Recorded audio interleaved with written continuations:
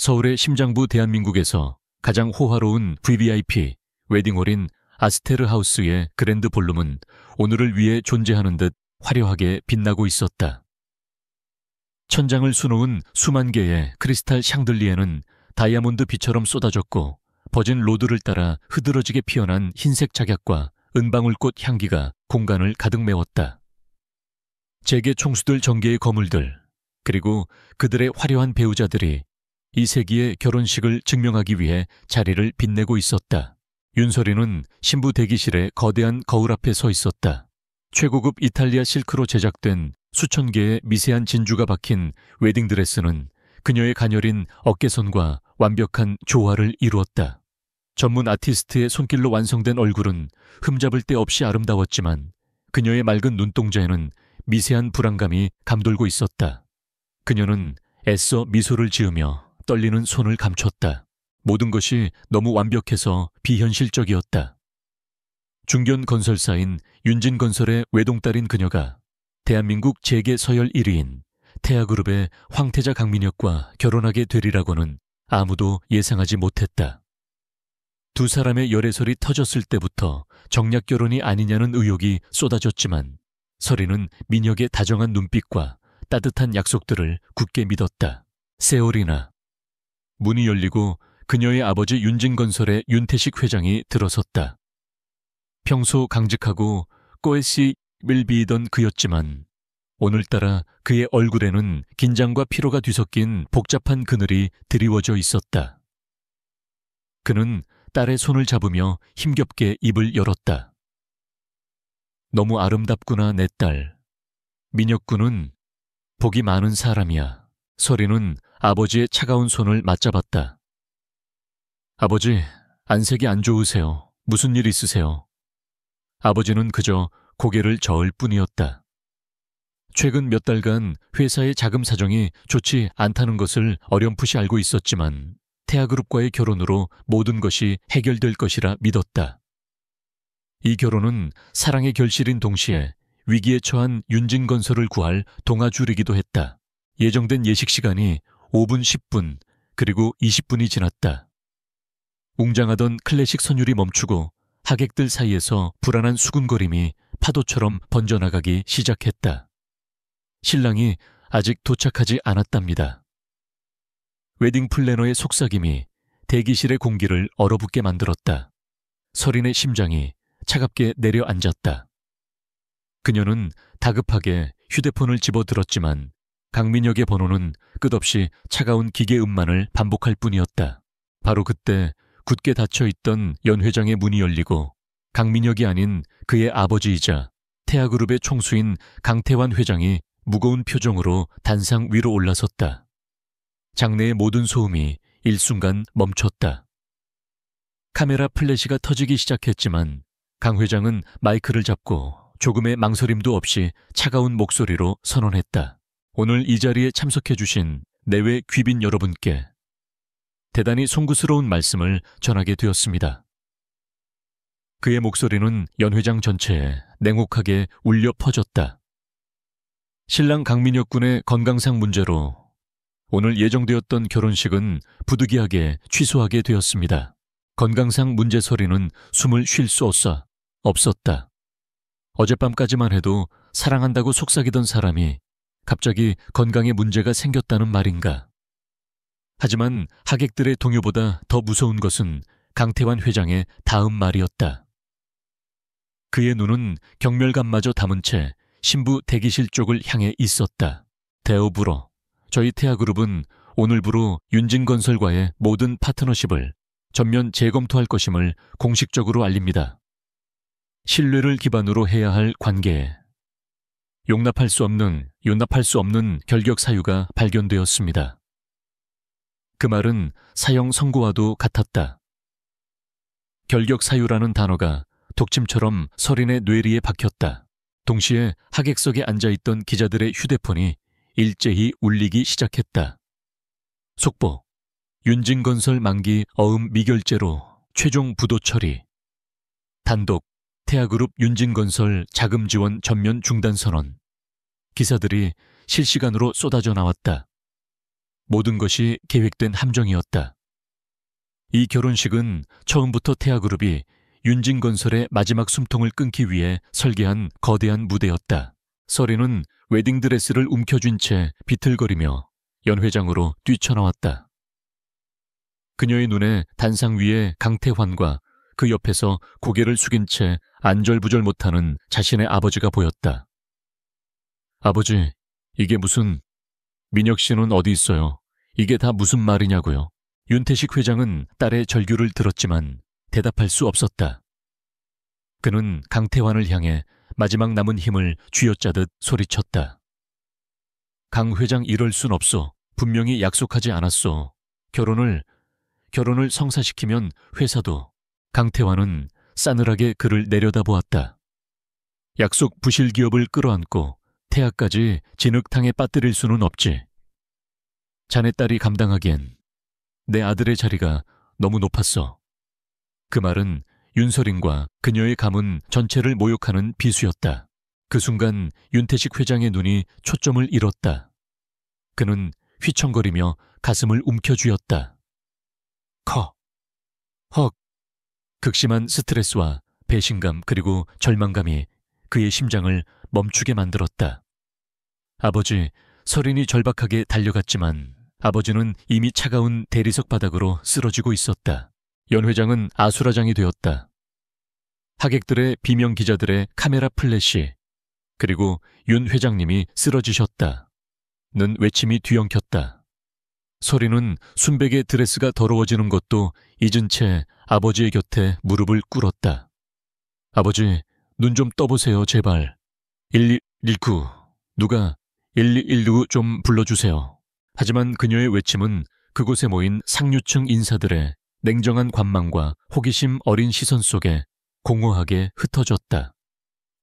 그들에게 이 비극은 잠시 동안의 충격적인 가십거리에 불과했다. 강태환 회장은 이미 경호원들에게 둘러싸여 유유히 연 회장을 빠져나가고 있었다. 그는 단 한 번도 쓰러진 윤태식과 오열하는 윤서린을 돌아보지 않았다. 구급대원이 도착했을 때는 이미 늦어버렸다. 서린은 싸늘하게 식어가는 아버지의 손을 붙잡고 멍하니 앉아 있었다. 몇 시간 전만 해도 세상에서 가장 행복한 신부였던 그녀는 이제 아버지를 잃고 가문은 파산했으며 자신은 대한민국 전체의 조롱거리로 전락했다. 순백의 웨딩드레스는 핏기 없는 아버지의 흔적과 그녀 자신의 눈물로 얼룩져 있었다. 웅장했던 아스테르 하우스의 샹들리에는 이제 그녀의 절망을 비웃는 차가운 빗줄기처럼 느껴졌다. 서린의 눈동자에서 마지막 눈물방울이 떨어져 내렸다. 그 순간 사랑과 순수함으로 빛나던 그녀의 눈빛은 사라지고 모든 것을 재로 만들어버릴 듯한 차가운 분노와 복수심만이 남았다. 그녀는 고개를 들었다. 카메라 플래시가 무자비하게 터지는 가운데 그녀는 텅 빈 버진 로드 끝 강태환이 사라진 문을 바라보았다. 그녀의 입술이 미세하게 떨리며 소리 없는 맹세를 내뱉었다. 강민혁, 강태환, 그리고 태아그룹. 오늘 내게서 모든 것을 앗아간 당신들을 반드시 지옥으로 끌어내릴 것이다. 그것은 결혼식장에서 버림받은 한낱 신부의 절규가 아니었다. 그것은 지옥의 밑바닥에서 다시 태어날 복수의 여신이 내뱉은 첫 번째 선전포고였다. 서린은 쓰러진 아버지를 끌어안은 채 자신을 둘러싼 모든 빛과 소리를 지워버렸다. 그녀의 세상은 이제 완벽한 암흑과 혹한의 겨울로 접어들었다. 앰뷸런스의 날카로운 사이렌 소리가 서울의 밤 공기를 갈랐다. 윤서린은 넋이 나간 사람처럼 응급실 복도 차가운 의자에 앉아 있었다. 몇 시간째 그녀는 더럽혀진 웨딩드레스를 입고 있었다. 순백의 실크 위로 아버지의 흔적과 그녀의 절망이 뒤엉켜 흉측한 무늬를 만들어냈다. 병원의 소독약 냄새가 끔찍할 정도로 현실적으로 느껴졌다. 보호자분. 무표정한 의사가 다가와 그녀의 어깨를 가볍게 두드렸다. 서린은 기계적으로 고개를 들었다. 최선을 다했습니다만 윤태식 환자분 급성 심근경색으로 인한 심정지였습니다.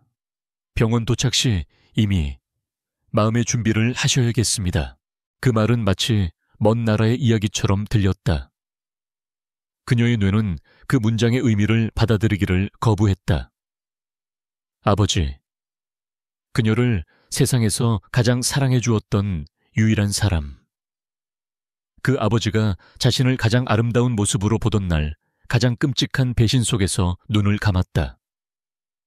눈물이 더 이상 나오지 않았다. 그녀의 슬픔은 이미 얼어붙어 버렸다. 그녀가 아버지의 사망 진단서를 받아들고 비틀거리며 병원 로비를 나왔을 때 이미 기다리고 있었다는 듯 검은 정장을 입은 남자들이 그녀를 둘러쌌다. 그들의 눈빛에는 조금의 동정심도 없었다. 윤서린 씨 맞으시죠? 윤진건설 최종 부도 처리 확인되었습니다. 저희는 채권단 측입니다. 즉시 모든 자산 동결 절차에 들어갑니다. 서린은 그들을 멍하니 바라보았다. 아버지 장례식은 치러야 해요. 제발 며칠만. 그녀의 목소리는 갈라져 나왔다. 그러나 그들은 냉정했다. 장례식 비용조차 현재 윤진건설 명의로는 지출이 불가능합니다. 평창동 자택 역시 즉시 압류 조치되었습니다. 지금 당장 나오셔야겠습니다. 그들은 서린이 몸을 추스를 시간조차 주지 않았다. 그녀는 웨딩드레스를 입은 채로 아버지의 시신이 안치된 병원에서 쫓겨나다시피 했다. 칠흑 같은 밤 그녀는 자신이 태어나고 자란 집 앞으로 끌려갔다. 굳게 닫힌 대문에는 이미 붉은색의 압류 딱지가 붙어 있었다. 아버지가 그토록 아꼈던 정원과 어머니와의 추억이 깃든 집이었다. 이건 불법이에요. 사람을 이렇게 길거리로 내몰 수는 없어요. 그녀가 절박하게 외쳤지만 돌아오는 것은 비웃음뿐이었다. 불법 당신 아버지가 막지 못한 어음이 몇백억이야. 당신이 입고 있는 그 드레스 값은 하려나. 태아그룹이 손을 뗐는데 누가 당신 편을 들어줄 것 같아. 그 순간 서린은 모든 것을 깨달았다. 이것은 단순한 부도가 아니었다. 강태환과 강민혁이 철저하게 계획한 사냥이었다. 그들은 윤진건설을 무너뜨리는 것뿐만 아니라 윤서린이라는 존재 자체를 사회적으로 매장시키려 하고 있었다. 그녀가 방역할 수 있는 아주 작은 발판조차 남기지 않으려는 잔인한 의도였다. 그녀는 하이힐을 벗어던지고 맨발로 아스팔트 위를 걸었다. 발바닥이 찢어지는 고통이 느껴졌지만 심장이 부서지는 고통에 비하면 아무것도 아니었다. 도시의 불빛이 그녀의 눈을 어지럽혔다. 전광판과 버스 정류장의 TV에서는 온통 그녀의 이야기가 흘러나왔다. 충격 단독세기의 결혼식, 파산과 죽음으로 얼룩져. 태아그룹 신부 측의 도덕적 결함으로 결혼 취소, 윤진건설 부도와 연관. 강민혁 부사장 마지막까지 결혼 지키려 했으나 깊은 상심, 언론은 약속이나 한 듯 강민혁을 비운의 피해자로 윤서린을 아버지를 파멸로 이끈 희대의 사기꾼이자 꽃뱀으로 몰아가고 있었다.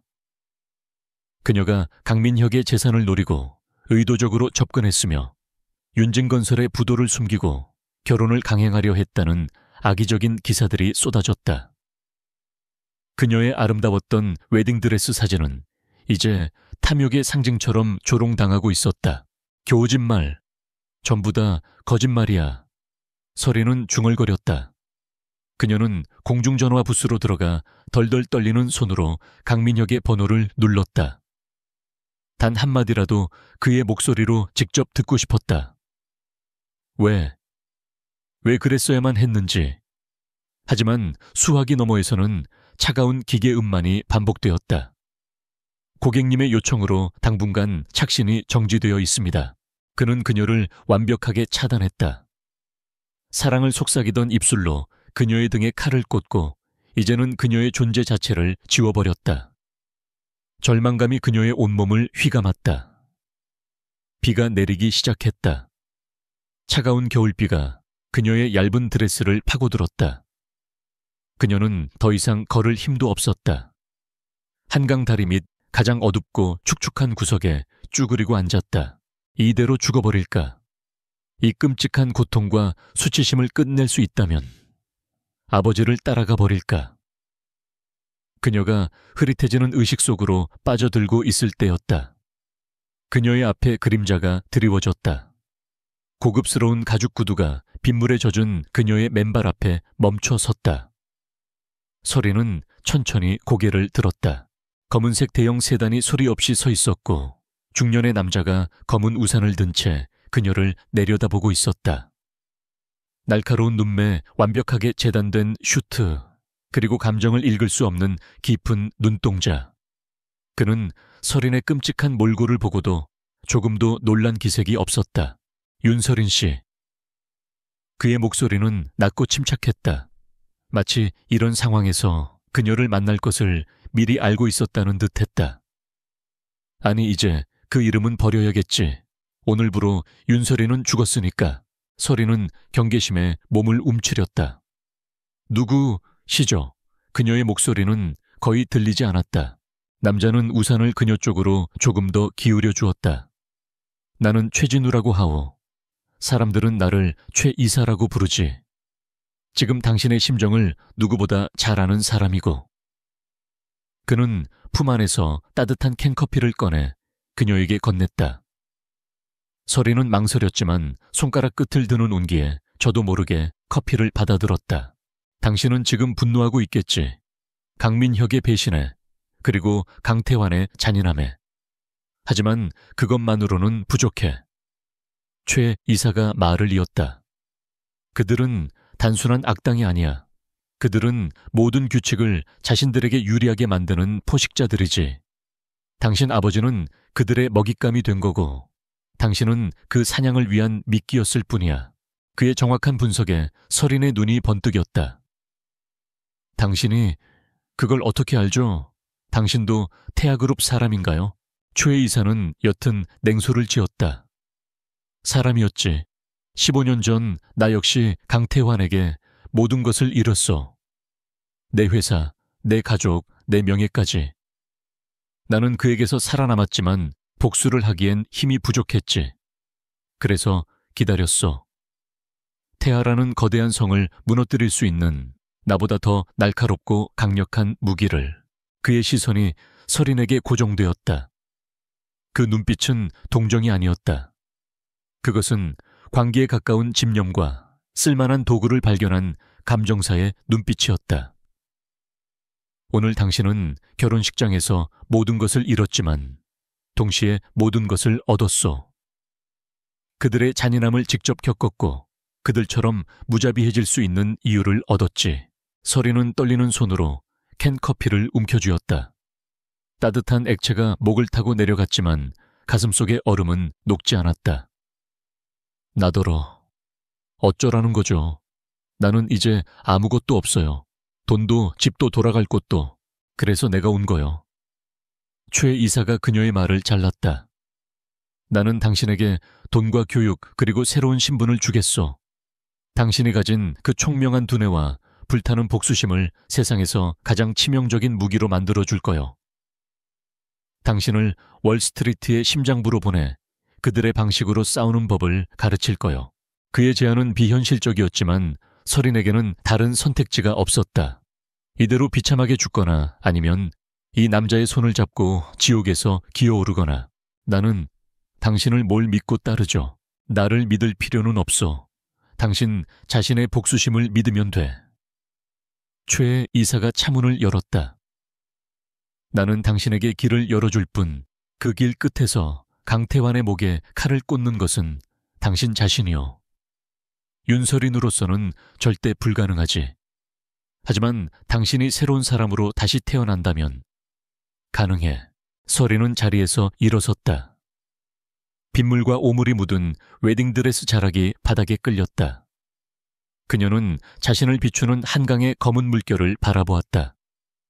그곳에는 탐욕스러운 꽃뱀도 버림받은 신부도 없었다. 오직 얼음보다 차가운 분노로 불타는 한 여자의 눈동자만이 존재했다. 그녀는 입술을 깨물었다. 피맛이 났다. 내가 무엇을 하면 되죠? 최 이사의 입계 처음으로 옅은 미소가 번졌다. 먼저 윤서린은 오늘 밤 여기서 죽어야 하오. 그는 서린의 손에서 하이힐 한쪽을 받아들고 그녀가 품고 있던 작은 핸드백을 가져갔다. 그 안에는 그녀와 민혁이 함께 찍은 사진이 들어있었다. 최 이사는 그것들을 가차없이 한강 다리 위로 던져버렸다. 내일 아침 뉴스에는 비극적 결혼식에 신부 한강에 투신이라는 기사가 뜰 거요. 세상은 당신을 그렇게 기억하겠지. 서린은 마지막으로 서울의 야경을 돌아보았다.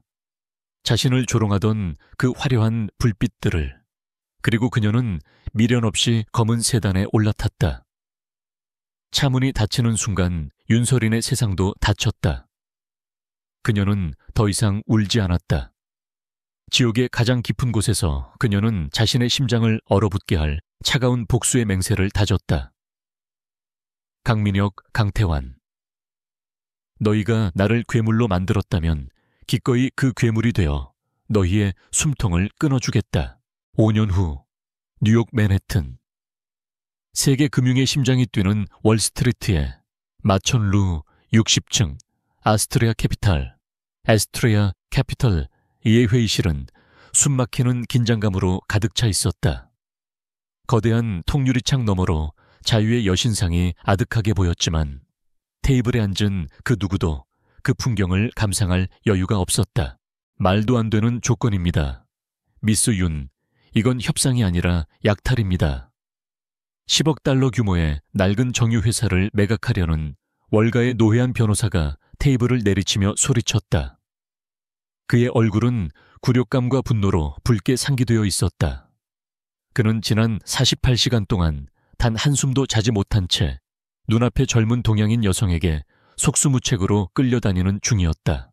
테이블 상석에 앉은 여성 에린 윤은 조금의 미동도 없이 서류를 넘기고 있었다.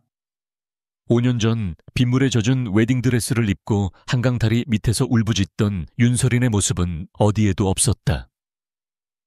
날카롭게 재단된 검은색 스텔라 맥카트니 팬츠 슈트 목선을 감싸는 실크 블라우스, 그리고 머리카락 한 올 흐트러짐 없는 단정한 신용.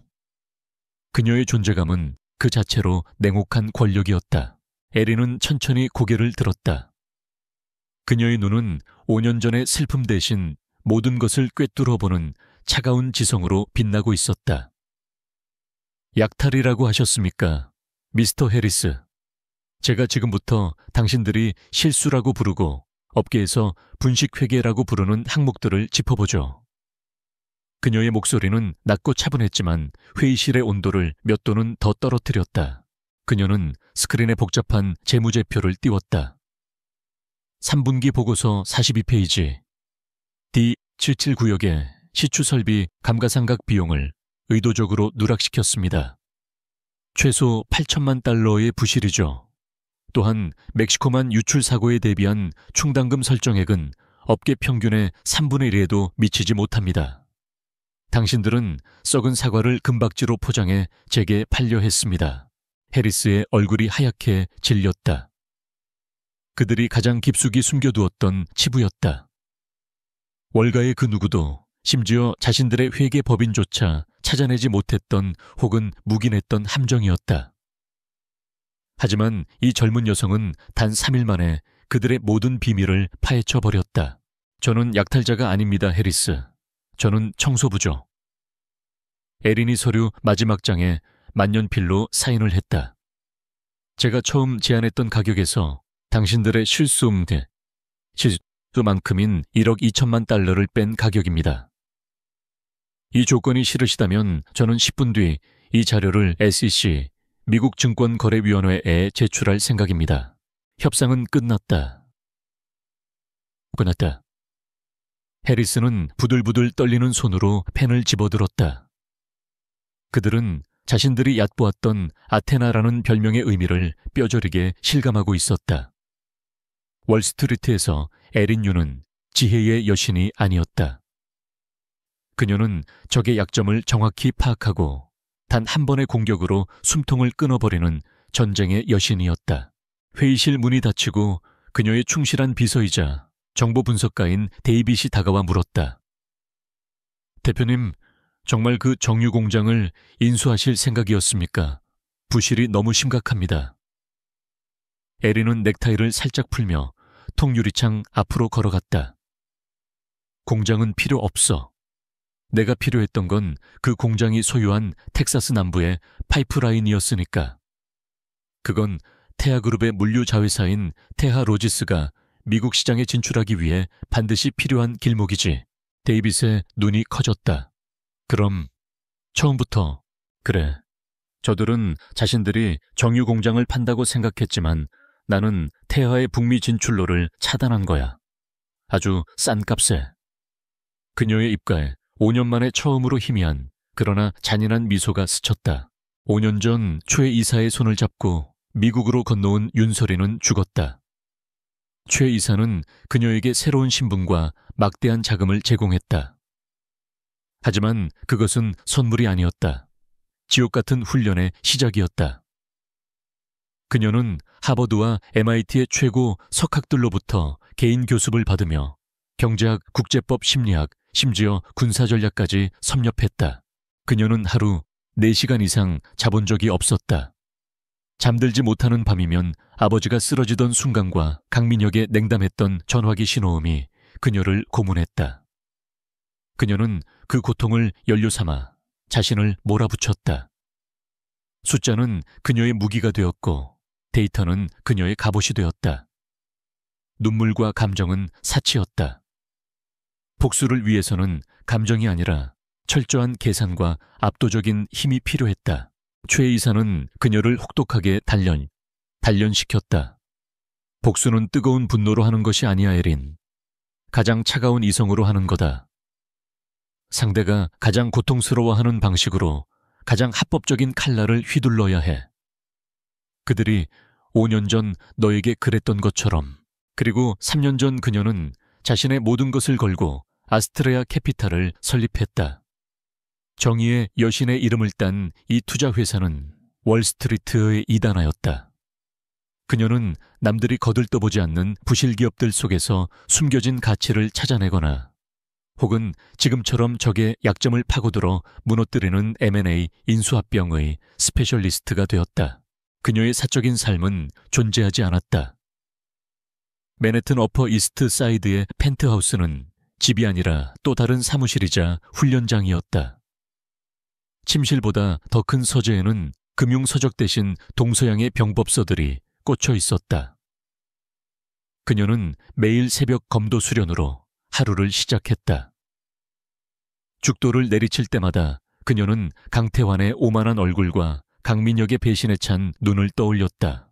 최 이사와의 화상통화가 연결되었다. 스위스 제네바의 비밀 벙커에서 자금을 관리하는 최 이사의 얼굴이 화면에 나타났다. 그는 5년 전보다 더 마르고 날카로워져 있었지만 눈빛만은 만족감으로 빛나고 있었다. 텍사스 파이프라인 확보했군. 축하하네, 에린. 추가받을 일은 아니죠. 이제 첫 번째 조각을 맞췄을 뿐입니다. 에린이 냉정하게 대답했다. 테아그룹의 최근 분기 보고서를 검토했습니다. 강민혁은 5년 전에 건우를 인정받아 부사장이 되었더군요. 테하바이오와 테하로지스를 중심으로 신사업을 공격적으로 확장하고 있습니다. 최 이사의 표정이 굳어졌다. 자금이 너무 분산되고 있어.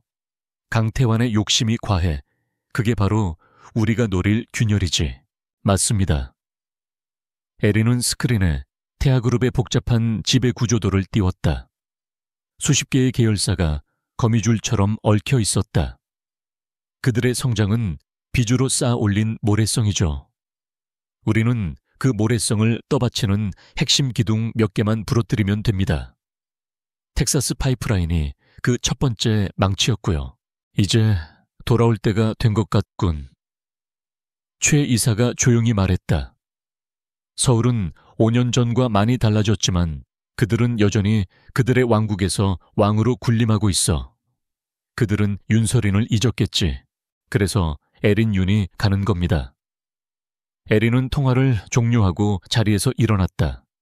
그녀는 사무실 벽면을 가득 채운 거대한 테아그룹의 조직도를 바라보았다. 강태환, 강민혁, 그리고 그들의 충실한 하수인들. 그들의 사진 위에 붉은색 마커로 XX 표시가 그어질 날이 머지않았다. 그녀는 창밖의 뉴욕을 마지막으로 눈에 담았다. 지난 5년간 그녀를 단련시킨 이 차가운 도시에게 작별을 고했다. 그녀는 더 이상 버림받은 신부가 아니었다.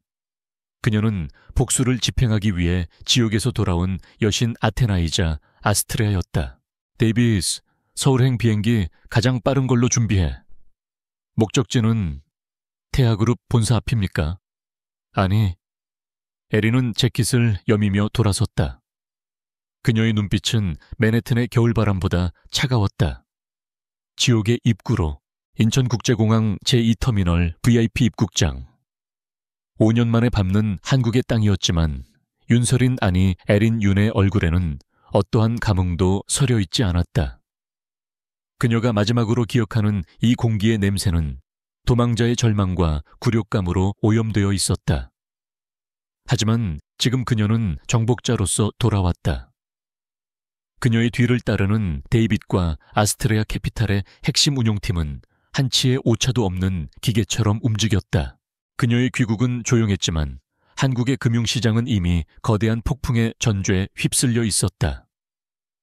월가의 아테나, 기업 사냥꾼 에린 윤이 이끄는 100억 달러 규모의 사모펀드 아스트레아 캐피탈이 아시아 태평양 본부를 홍콩이나 싱가포르가 아닌 서울에 설립한다는 소식은 그 자체로 메가톤급 충격이었다.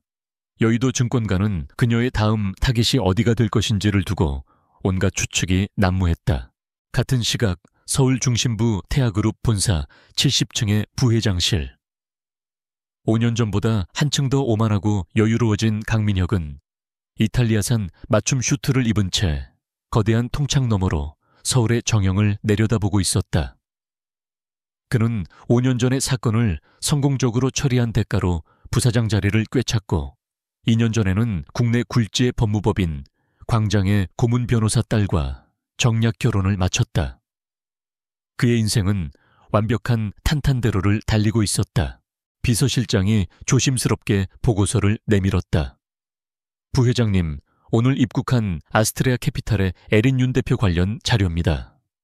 시장의 관심이 집중되고 있습니다. 강민혁은 보고서를 건성으로 넘겨보았다. 에린 윤, 흔한 한국계 미국인 이름이었다. 30대 초반의 여성이라는 점이 조금 특이했지만 그게 다였다. 월가에서 돈 좀 만졌다고 해서 다들 호들갑이군. 강민혁은 코웃음을 쳤다. 외국계 펀드들이 한국 시장에서 재미 본 적이 얼마나 있던가. 냄새 좀 맡다가 제풀에 꺾여 돌아가겠지. 우리 태아그룹과는 엮일 일도 없을 테니 신경 꺼.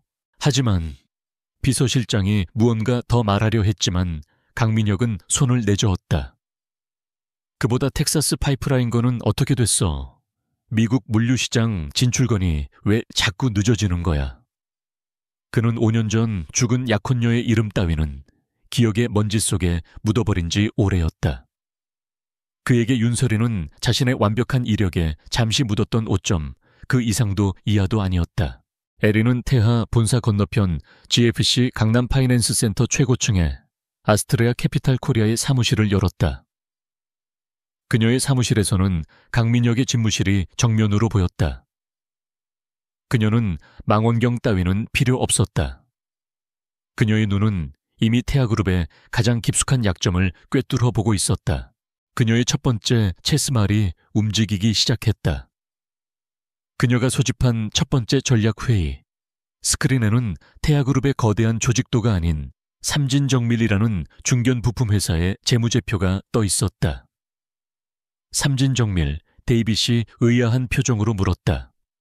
매출 3천억 규모의 작은 회사입니다.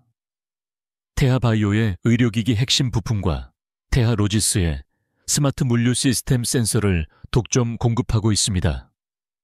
하지만 그 자체로는 큰 가치가 없습니다. 에린은 펜 끝으로 스크린을 가리켰다. 가치는 중요하지 않아. 역할이 중요하지. 삼진정밀은 태아그룹이라는 거대한 기계를 돌리는 작은 톱니바퀴야. 하지만 이 톱니바퀴가 부서지면 엔진 전체가 멈추게 되지. 그녀의 전략은 월가의 방식처럼 화려한 적대적 M&A가 아니었다. 그것은 훨씬 더 교묘하고 잔인했다. 우리는 삼진정밀을 매입하지 않는다. 우리는 그들의 숨통을 조일 것이다. 에린의 목소리는 얼음장처럼 차가웠다. 지금부터 아스트레아 캐피탈은 유령 법인을 통해 삼진정밀이 발행한 회사채와 전환사채를 시장에서 조용히 매입한다. 그녀의 지시는 신속하고 정확하게 실행되었다. 수십 개의 페이퍼 컴퍼니가 동원되어 런던, 홍콩, 뉴욕 시장에 흩어져 있는 삼진정밀의 부채를 긁어모으기 시작했다. 동시에 에린은 또 다른 팀을 움직였다. 데이빗, 삼진정밀의 경쟁사 이노테크에 대한 긍정적인 투자 리포트를 익명으로 작성해. 그리고 우리가 관리하는 유럽계 신용평가사에 삼진정밀의 R&D 비용 과다 계상 문제를 슬쩍 흘려. 이것은 완벽하게 합법적인 시장 교란이었다. 삼진정밀의 주가가 이유 없이 하락하기 시작했다. 신용평가사들은 삼진정밀의 신용등급 하향 조정을 검토하기 시작했다. 자금줄이 마르기 시작한 삼진정밀은 당장 돌아오는 어음을 막기 위해 사채 시장에 손을 벌릴 수밖에 없었다. 그리고 그 사채를 매입한 것 역시 에린이 세운 또 다른 유령 법인이었다. 불과 한 달 만에 에린은 삼진정밀의 전체 부채 중 60%를 장악했다. 겉으로는 아무 문제 없어 보였지만 삼진정밀은 이제 아스트레아 캐피탈의 소나귀 안에서 숨을 쉬고 있었다. 삼진정밀의 김 사장은 식은땀을 흘리며 태아그룹의 강민혁을 찾아갔다. 그는 윤태식 회장의 오랜 친구였지만 5년 전 윤진건설이 무너질 때 가장 먼저 등을 돌리고 태아그룹에 붙어 이득을 챙긴 인물이었다. 그는 에린의 두 번째 복수 대상이었다. 부회장님, 자금 사정이 너무 어렵습니다. 신용등급이 떨어져서 은행 대출이 막혔습니다. 납품 기일을 맞추려면 태해서 긴급 자금을, 아니면 결제 대금이라도 조기.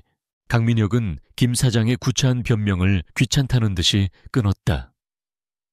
김 사장, 요즘 당신 회사 주가가 왜 그 모양인지 알아. 기술 개발은 안 하고 로비만 하러 다니니까.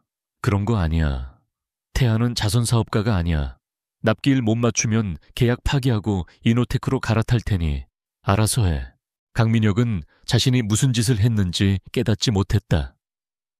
그는 아스트레아 캐피탈이라는 낯선 이름의 펀드가 자신의 목을 겨누고 있다는 사실은 상상조차 하지 못한 채 스스로 자신의 방패를 걷어차 버린 것이었다.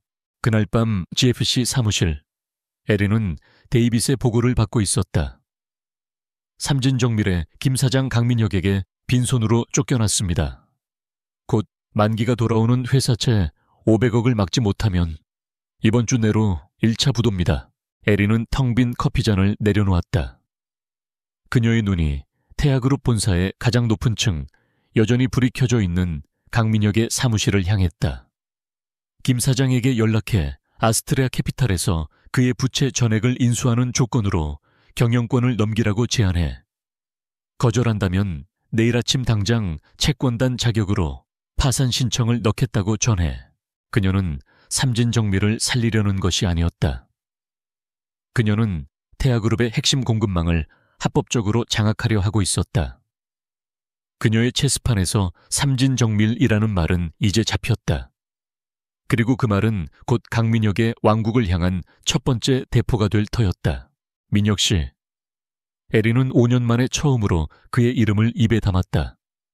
그 목소리에는 어떠한 그리움이나 분노도 담겨 있지 않았다.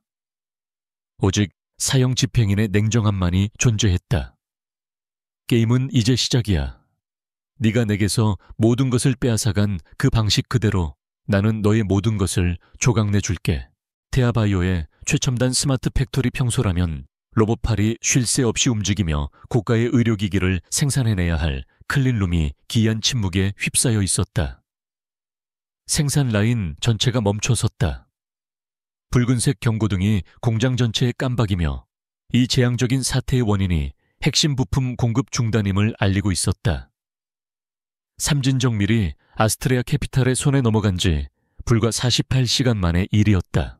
강민혁은 자신의 사무실에서 긴급 보고를 받으며 태블릿 PC를 집어 던질 뻔했다. 공급 중단, 김 사장 그 영감탱이가 미쳤나. 당장 이노테크에 연락해 물량 2배로 주문하고 삼진정밀에는 위약금 청구 소송 준비해.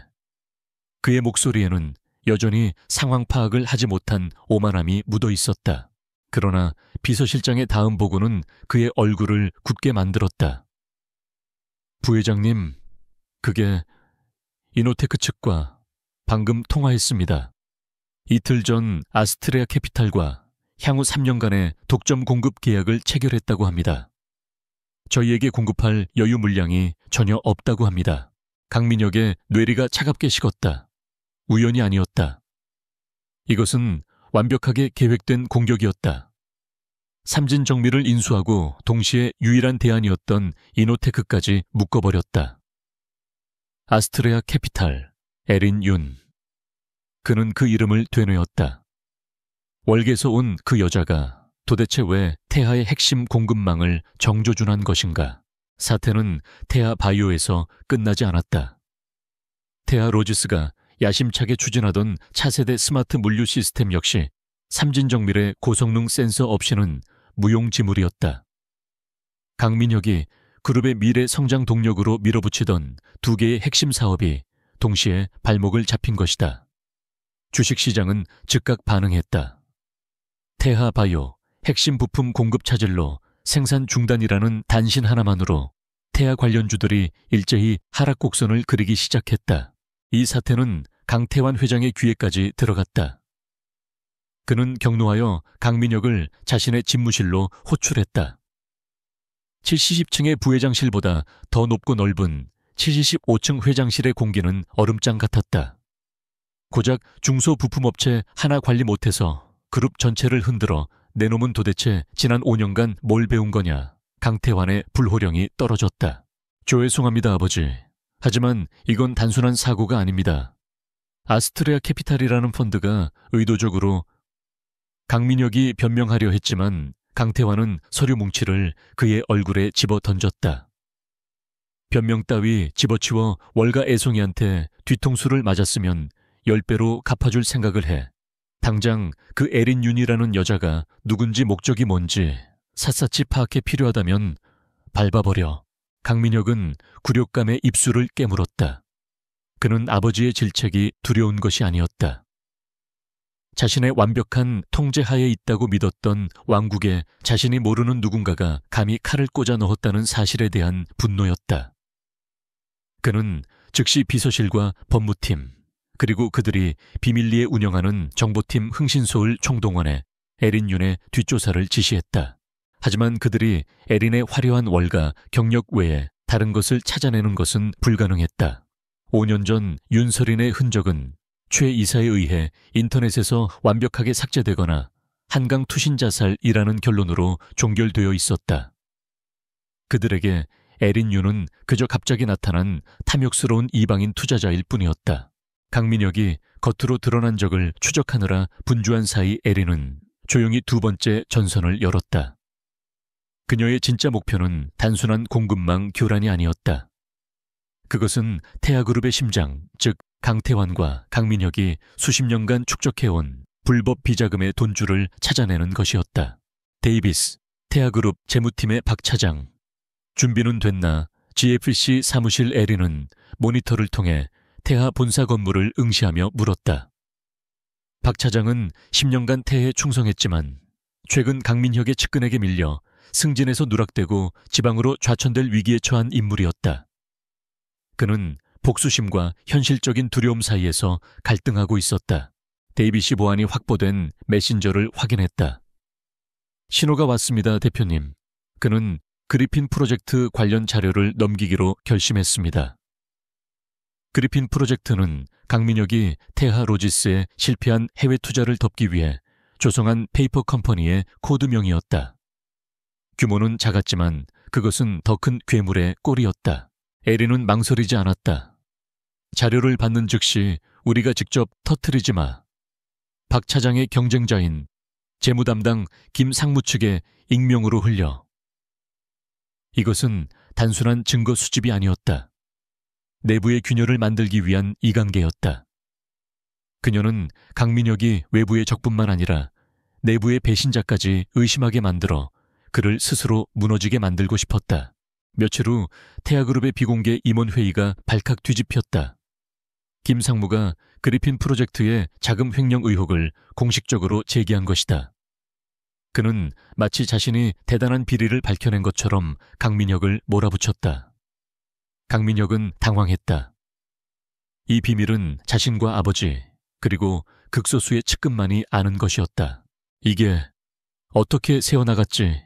강민혁은 회의실을 나오자마자 자신의 측근들을 닥달했다. 의심의 씨앗은 뿌려졌다. 그는 김상무의 배후를 의심하기 시작했고 동시에 자신의 재무팀에 대한 대대적인 감찰을 지시했다. 조직이 공포와 불신으로 술렁이기 시작했다. 강태환 회장 역시 이 사태의 심각성을 느꼈다. 꼬리가 잡혔다는 것은 몸통 역시 위험할 수 있다는 의미였다. 멍청한 놈, 고작 그 정도 비자금 하나 제대로 처리 못해서 내부에서 물어뜯기게 만들어. 그는 강민혁을 다시 질책하며 즉시 그리핀보다 훨씬 거대한 그룹의 진짜 비자금 창고인 키메라 프로젝트의 자금을 안전한 곳으로 옮기라고 지시했다. 이것이 바로 에린이 기다리던 순간이었다. 그들은 외부의 공격 아스트레아과 내부의 균열 김상무의 동시에 압박을 느끼자 가장 큰 비밀을 지키기 위해 성급하게 움직이기 시작했다. 그들의 패닉은 아스트레아 캐피탈의 슈퍼컴퓨터에 실시간으로 감지되고 있었다. 대표님, 자금 이동을 포착했습니다. 데이빗이 외쳤다. 스위스의 비밀 계좌에서 버진 아일랜드의 유령 법인으로 거액의 자금이 빠져나가고 있습니다. 그들이 키메라를 움직이기 시작했습니다. 아자끼니어머이다. 에린은 자신의 사무실에서 태하 본사를 바라보았다. 늦은 밤까지 강민혁과 강태환의 사무실은 불이 꺼지지 않았다. 그들은 자신들의 제국에 생긴 작은 균열을 막기 위해 필사적으로 움직이고 있었지만 그것이 실은 거대한 댐을 무너뜨릴 첫 번째 균열이라는 사실을 알지 못했다. 계속 추적해. 에린이 차갑게 명령했다. 그 돈이 최종적으로 어디에 닿는지, 그 돈으로 누구의 입을 막고 누구의 손을 더럽혔는지 하나도 빠짐없이 찾아내. 그들이 스스로 쳐놓은 거미줄에 묶여 질식할 때까지 그해 겨울 서울의 사격에는 단 하나의 초대장으로 들썩이고 있었다. 순백의 카드에 금박으로 새겨진 아스트레아 재단 자선갈라 에이스트레아 파운데이션 체리티 가라. 그리고 그 아래 찍힌 주최자의 이름 에린 윤. 월가에서 혜성처럼 나타나 여의도를 뒤흔들고 있는 미스터리한 투자자가 드디어 대중 앞에 그 모습을 드러내는 자리였다. 장소는 더욱 충격적이었다. 5년 전 대한민국을 떠들썩하게 했던 그 비극의 결혼식이 열렸던 곳. 윤서린이 버림받고 그녀의 아버지가 쓰러졌던 바로 그 아스테르 하우스의 그랜드 볼룸이었다. 사람들은 에린 윤의 의도를 궁금해했다. 단순한 과시인가? 혹은 누군가를 향한 의도된 도발인가? 태아그룹 비서실에도 어김없이 초대장이 도착했다. 강민혁은 싸늘한 금방 문양을 노려보며 짓씹듯 말했다. 아스테르 하우스라고 이 여자 제정신인가? 아니면 우리를 조롱하는 건가? 삼진정 밀과 이노테크 건으로 연일 이사회에서 질책을 받던 그는 신경이 극도로 날카로워져 있었다. 내부에 비자금 유출 의혹까지 겹쳐 그는 마치 보이지 않는 덫에 걸린 짐승처럼 사나워져 있었다. 가야지. 강태환 회장이 무겁게 입을 열었다. 그는 아들의 초조함과는 달리 늙은 맹수 특유의 침착함을 유지하고 있었다. 우리가 이 자리에 겁을 먹고 피한다면 시장은 그것을 태하의 패배로 받아들일 거다. 적이 판을 깔았다면 그 판에 당당히 올라가서 적의 목을 부러뜨리면 그만이야. 내 아내도 대동해. 우리가 건재하다는 것을 보여줘. 갈라 당일의 밤. 아스테르 하우스는 5년 전 그날과는 완전히 다른 분위기로 타오르고 있었다. 그날의 순백색 작약 대신 연 회장은 매혹적이면서도 날카로운 딥 레드 색상의 장미와 검은 깃털로 장식되어 있었다. 샹들리에는 여전히 빛났지만 그 빛은 따뜻함 대신 차가운 권력의 광채를 뿜어냈다. 대한민국의 모든 언론사와 VVIP들이 입구에 모여들었다. 그리고 마침내 주최자인 에린 윤이 모습을 드러냈다. 그녀가 그랜드 볼룸의 중앙 계단을 내려오는 순간 모든 소음이 멈췄다. 그녀는 웨딩드레스를 입지 않았다. 대신 그녀의 몸에 완벽하게 밀착되는 에메랄드 그린 색상의 실크 드레스를 입고 있었다. 그 색은 독사의 비늘처럼 치명적이면서도 고혹적으로 빛났다. 목에는 수백 캐럿의 콜롬비아산 에메랄드 목걸이가 걸려 있었고 5년 전 불안하게 떨리던 눈은 이제 연 회장 전체를 압도하는 차가운 카리스마로 가득 차 있었다. 그녀는 아름다웠지만 감히 누구도 쉽게 말을 걸 수 없는 얼음 여신과도 같았다. 5년 전 이곳에서 그녀를 비웃고 동정했던 바로 그 상류층 인사들이 이제는 그녀의 눈에 띄기 위해 경쟁적으로 찬사를 보냈다. 잠시 후 연 회장의 입구가 다시 한번 술렁였다. 강태환 회장과 강민혁 부회장, 그리고 그의 아내인 이서연이 입장했다. 이서연은 법무법인 광장 대표의 딸로 태아그룹의 법적 방패막이가 되어주는 정략 결혼의 파트너였다. 강민혁은 애써 태어난 척 아내의 허리를 감쌌지만 그랜드 볼룸에 들어서는 순간 그의 걸음이 미세하게 굳어졌다. 이곳의 공기조명 샹들리에의 울림까지. 5년 전의 기억이 그의 발목을 잡았다. 그는 애써 그 불쾌한 잔상을 지우며 주최자를 찾았다. 그리고 그녀를 발견했다. 수많은 인파 속에서도 단연 빛나고 있는 에린 윤. 그녀는 마치 그들을 기다렸다는 듯 천천히 와인잔을 들고 그들 쪽으로 걸어왔다. 강 회장님, 강 부회장님, 그리고 이서연 사모님. 에린의 목소리는 부드러웠지만 얼음 조각처럼 날카로운 질감을 가지고 있었다. 오늘 제 파티에 직접 왕림해 주셔서 영광입니다. 그녀는 이서연을 향해 완벽한 사교계의 미소를 지어 보였다. 강민혁은 처음으로 에린 윤이라는 여자를 정면에서 마주했다. 사진으로 보던 것보다 훨씬 더 강렬한 존재감이었다. 그리고 이상하게도 낯이 익었다. 그는 이 불쾌한 기시감을 떨쳐내려 애쓰며 입을 열었다. 미스 윤, 아주 인상적인 장소 선정이군요. 비꼬는 의도가 다분한 말이었다. 에린은 눈 하나 깜짝하지 않고 미소를 받았다. 그런가요?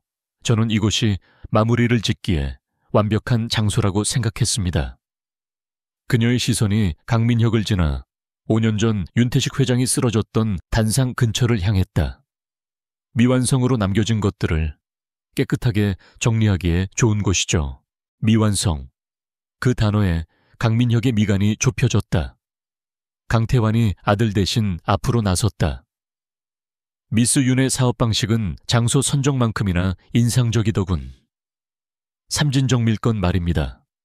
한국 시장의 질서를 흔드는 아주 공격적인 방식이야. 노 회장의 목소리에는 경고의 의미가 담겨 있었다.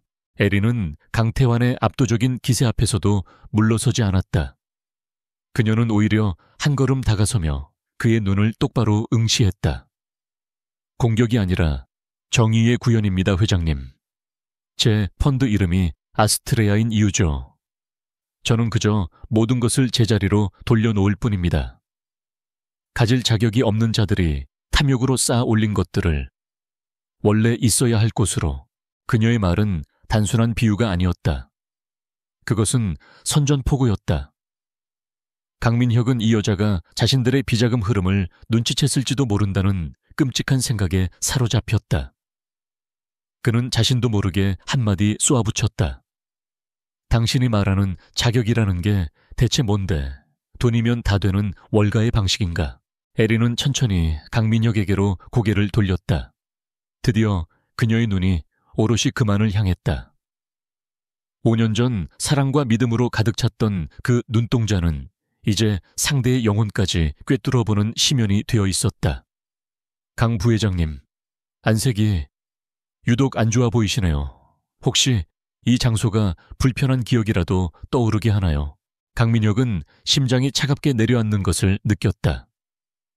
그녀의 목소리 톤 단어를 끊어 말하는 방식, 그리고 저 눈빛. 그는 본능적인 거부감과 함께 알 수 없는 공포를 느꼈다.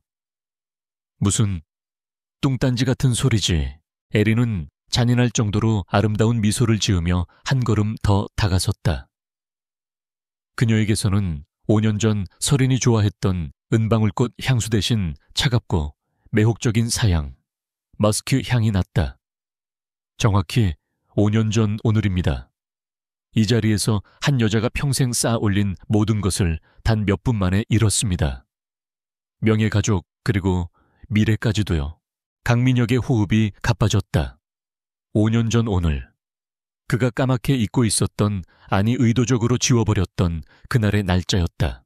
하지만 어떤 이들은 그 끔찍한 비극을 발판 삼아 더 높은 곳으로 올라갔죠.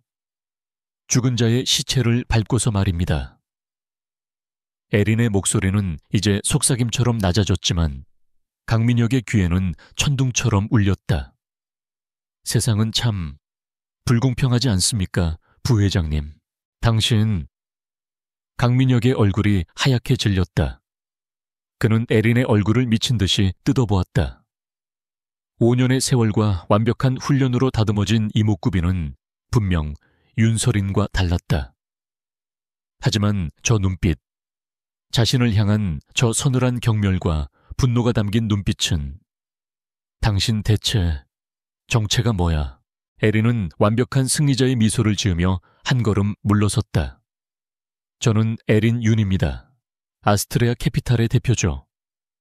그녀는 당황한 강민혁과 심각한 표정으로 자신을 노려보는 강태환, 그리고 불안한 듯 남편을 바라보는 이서연을 차례로 훑어보았다. 그럼 파티 마음껏 즐기시길. 오늘 자선 경매의 수익금은 불의의 사고로 모든 것을 잃은 피해자들을 위해 쓰일 예정이거든요. 그녀는 우아하게 몸을 돌려 연 회장의 중앙 단상 위로 올라갔다. 정확히 5년 전 강태환이 파혼과 윤진건설의 파산을 선언했던 바로 그 자리였다. 조명이 그녀에게 쏟아졌다. 그녀는 5년 전의 하객들, 그리고 오늘 자신의 발 아래 모인 서울의 엘리트들을 내려다보며 마이크를 잡았다.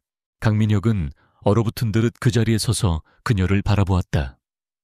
단상 위에 선 저 여자가 5년 전 웨딩드레스를 입고 피를 토하듯 울부짖던 윤서린의 모습과 겹쳐 보였다. 그는 미친 생각이라며 고개를 저었지만 심장의 불길한 고동은 멈추지 않았다. 그는 자신이 지옥에서 돌아온 무언가와 마주하고 있음을 직감했다. 아스테르 하우스의 그랜드 볼룸. 5년 전 강태환이 파혼을 선언했던 바로 그 단상 위에 에린 윤이 섰다. 모든 조명이 그녀에게 집중되었고 장내의 모든 VVIP들은 숨을 죽였다. 그녀의 에메랄드빛 드레스가 샹들리에 빛을 받아 차갑게 빛났다. 강민혁은 마치 교수형 집행인을 기다리는 사형수처럼 그 자리에 얼어붙어 있었다. 오늘 이 자리에 와주신 모든 분께 감사드립니다. 그녀의 목소리는 마이크를 통해 연 회장 전체에 맑고도 단단하게 울려 퍼졌다. 아스트레아 재단은 정의 저스티스라는 이름 아래 설립되었습니다. 저희는 오늘 밤 이곳에서 새로운 시작을 선포하고자 합니다. 그녀의 시선이 강태환과 강민혁 부자에게 잠시 머물렀다. 어떤 이들에게 시작은 다른 이의 끝을 의미하기도 합니다. 5년 전 오늘 저는 모든 것을 잃는다는 것이 어떤 의미인지 뼈저리게 배운 한 여성의 이야기를 들었습니다. 그녀는 모든 것을 빼앗겼습니다. 가족 명예, 그리고 목소리까지도요. 장내가 술렁겼다. 5년 전 그날의 비극을 모르는 사람은 없었다. 하지만 감히 태아그룹 앞에서 그 이야기를 꺼내는 사람은 없었다. 에린 윤은 태연하게 말을 이었다. 오늘 저희 재단이 기부하는 모든 기금은 바로 그렇게 강자의 탐욕에 의해 부당하게 모든 것을 잃고 목소리마저 빼앗긴 피해자들을 위해 쓰일 것입니다. 그녀는 강민혁을 똑바로 바라보며 잔을 높이 들었다. 그들의 잃어버린 목소리를 되찾아주기 위하여, 그리고 모든 것을 제자리로 돌려놓는 진정한 정의를 위하여. 그녀의 선언에 박수갈채가 터져 나왔지만 강민혁에게는 그것이 자신의 장송곡처럼 들렸다. 그녀의 말 한마디 한마디가 윤서린을 연상시켰다. 제어 여자. 강민혁은 더 이상 그 자리에 서 있을 수 없었다. 그는 아내 이서연의 팔을 거칠게 잡아끌며 파티장을 빠져나갔다. 그의 창백한 얼굴과 흔들리는 걸음걸이는 그 자리에 모인 모든 이들에게 태아가 밀리고 있다는 인상을 심어주기에 충분했다. 강태환 회장 역시 굳은 얼굴로 아들의 뒤를 따랐다. 그날 밤 태아그룹 본사 70층 부회장실은 지옥이나 다름없었다. 강민혁은 값비싼 크리스탈 잿더리를 벽에 집어 던졌다. 찾아내 당장 그 에린 윤이라는 여자의 5년 전, 아니 10년 전 과거까지 샅샅이 뒤져 월스트리트에 나타나기 전에 뭘 했는지, 부모가 누군지, 어디서 태어났는지 전부 다 알아내. 그의 정보팀은 밤을 새워 움직였지만 그들이 가져온 보고서는 처참했다. 에린 윤의 과거는 존재하지 않았다. 그녀는 5년 전 뉴욕에서 법적으로 개명한 기록이 있었고, 그 이전의 이름인 앤키면, 교통사고로 부모를 잃고 홀로 생존한 평범한 입양아로 기록되어 있었다. 최 이사가 만들어낸 방화벽은 완벽했다. 말도 안 돼, 유령이란 말이야. 강민혁은 초조함에 손톱을 물어뜯었다. 그의 불안감은 에린 윤이 단순한 투자자가 아니라 자신에게 원한을 가진 누군가일지도 모른다는 공포로 변해가고 있었다. 그는 윤서린의 이름을 떠올렸지만 곧 고개를 저었다. 죽었어. 한강에 투신자 살했어. 그 약해 빠진 여자가 이런 괴물이 돼서 돌아올 리가 없어. 하지만 그의 심장은 계속해서 위험 신호를 보냈다. 바로 그때 그들의 혼란을 가중시키는 결정적인 사건이 터졌다. 아스트레아 캐피탈이 삼진정밀을 인수한 여파로 마비되었던 태아바이오의 주가가 연일 폭락하고 있었다. 강민혁은 무너지는 주가를 방어하고 투자자들을 안심시키기 위해 긴급 주주총회를 소집했다. 그는 태아 로지스와의 합병 및 대규모 유상증자라는 무리한 카드를 꺼내들었다. 주주총회 당일 수백 명의 소액 주주들과 기관 투자자들, 그리고 날카로운 질문을 준비하는 경제부 기자들로 회의장은 가득 찼다. 강민혁은 애써 여유로운 표정을 지으며 단상에 섰다. 그는 화려한 프레젠테이션을 띄우며 태아바이오의 미래 비전을 역설했다. 존경하는 주주 여러분, 이번 합병과 유상증자는 태아바이오가 글로벌 톱티어 기업으로 도약하기 위한 필수적인 성장통입니다. 그가 열변을 토하는 동안 회의장 뒷문이 조용히 열렸다. 에린 윤이 그녀의 변호인단과 데이빗을 대동하고 걸어 들어왔다. 그녀의 등장은 모든 이의 시선을 사로잡았다. 그녀는 주최 측이 아닌 주요 주주 자격으로 참석한 것이었다. 아스트레아 캐피탈이 이미 폭락한 태아바이오의 주식을 장외에서 조용히 매입해 왔다는 사실을 아무도 몰랐다. 강민혁의 얼굴이 일그러졌다. 저 여자가 왜 여기에? 질의응답 시간이 되자마자 에린은 가장 먼저 손을 들었다. 그녀는 천천히 마이크를 잡고 일어섰다. 아스트레아 캐피탈의 대표 에린 윤입니다. 그녀의 목소리는 회의장 전체를 차갑게 얼렸다. 강민혁 부회장님, 방금 발표하신 미래 비전은 잘 들었습니다. 하지만 제가 보기엔 그것은 비전이 아니라 밑 빠진 독에 물을 붓는 행위로 보입니다. 그녀는 스크린에 자신이 준비한 자료를 띄웠다. 그것은 강민혁이 숨기려 했던 그리핀 프로젝트의 자금 흐름도였다. 태아바이오의 적자 규모는 알려진 것보다 훨씬 심각합니다. 특히 강 부회장님께서 직접 관리하신 그리핀 프로젝트라는 해외 투자건에서 발생한 800억 원의 손실은 대체 어떻게 설명하실 겁니까? 이건 경영 실패가 아니라 명백한 배임이자 횡령입니다. 회의장이 술렁이기 시작했다. 기자들의 카메라 플래시가 미친 듯이 터졌다. 강민혁은 당황하여 소리쳤다. 그건 조작된 자료요. 당신이 우리 회사를 음해하려는 수작이야. 어디서 굴러먹던 근본도 모르는 여자가 감히 그가 이성을 잃고 막말을 쏟아내는 순간 에린은 기다렸다는 듯이 치명타를 날렸다. 그녀는 강민혁을 향해 한 걸음 다가섰다. 그녀의 눈빛은 더 이상 가면 뒤에 숨지 않았다. 5년간 억눌러왔던 모든 분노와 경멸이 활화산처럼 타올랐다. 근본도 모르는 여자 에린의 입가에 잔인한 미소가 걸렸다. 당신이 내 근본을 그렇게 궁금해할 줄은 몰랐네요, 강민혁 씨. 그녀는 마이크를 더 가까이 대고 자신의 목소리가 회의장 전체와 이 모든 것을 생중계하는 카메라를 통해 대한민국 전역에 울려 퍼지도록 했다. 5년 전 당신이 바로 저 앞 아스테르 하우스에서 결혼식 날 모든 하객이 보는 앞에서 짓밟고 버렸던 그 여자. 강민혁의 호흡이 멎었다. 그의 눈이 공포로 물들었다. 당신들의 탐욕 때문에 아버지의 시신조차 제대로 거두지 못하고 길거리로 쫓겨났던 그 여자. 에린은 단상 위에 강민혁을 똑바로 올려다보며 마지막 선고를 내렸다. 그래요, 나예요. 당신이 죽었다고 믿었던 윤서린이 당신들의 지옥을 만들기 위해 돌아왔습니다. 그 순간 회의장에 있던 모든 사람들의 휴대폰이 일제히 울리기 시작했다. 속보, 태아그룹, 그리핀 프로젝트, 800억 비자금 조성 혐의, 아스트레아 캐피탈 내부 고발 자료 검찰 제출, 폭탄이 터졌다. 주주총회장은 아수라장이 되었다. 기자들은 단상을 향해 달려들었고 주주들은 고성을 질렀다. 횡령이라니 상장 폐지되는 거 아니야. 강민혁은 귀를 막고 비틀거렸다. 그는 단상 위에서 무너져 내렸다.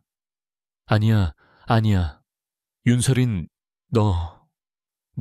에린 아니 윤서린은 그 모든 혼돈의 중심에서 홀로 고요하게 서 있었다. 그녀는 무너진 강민혁을 냉정하게 내려다보았다. 이것은 단순한 재정적 공격이 아니었다. 이것은 그들이 그토록 자부했던 태하라는 이름 강씨 가문의 명예에 대한 공개적인 처형이었다. 태하그룹의 주가가 실시간으로 수직 낙하하기 시작했다. 복수의 서막은 이제 막 올랐을 뿐이었다. 주주총회장의 폭로는 대한민국을 집어삼켰다. 태하그룹 비자금 800억, 월가 아테나 5년 전 파혼녀 윤서린이었다. 복수의 여신 태하그룹 정조준. 모든 언론사의 한면 헤드라인이 윤서린과 태하그룹의 추악한 스캔들로 도배되었다. 태하그룹의 주가는 개장과 동시에 하한가를 기록했고 시가총액 수조 원이 단 몇 시간 만에 증발했다.